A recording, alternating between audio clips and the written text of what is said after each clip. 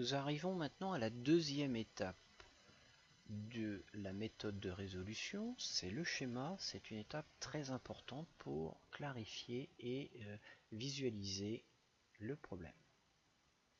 Deux schémas étaient importants dans le sujet. Le premier, la chaîne cinématique de transmission de puissance, et la figure qui est ici. Les deux figures sont complémentaires pour bien comprendre le système technique. La chaîne cinématique de transmission de puissance reprend une forme, un formalisme que vous connaissez, celui de la chaîne d'énergie.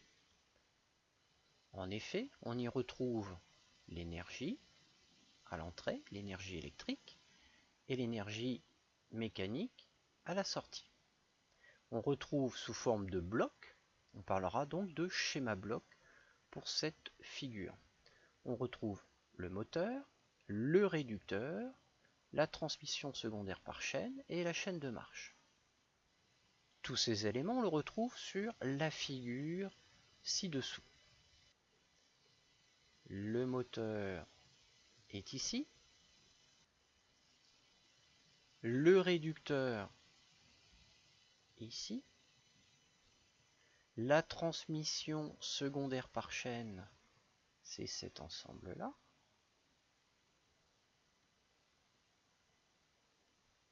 Et la chaîne de marche, on va le faire dans une autre couleur, on retrouve ici et ici. La première question nous demande donc finalement de déterminer, alors on va le faire plutôt en rouge, hop.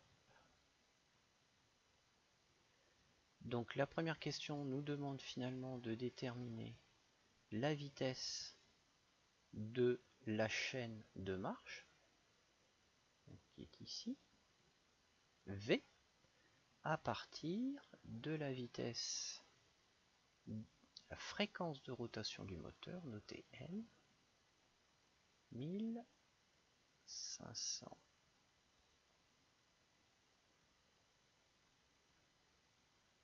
tours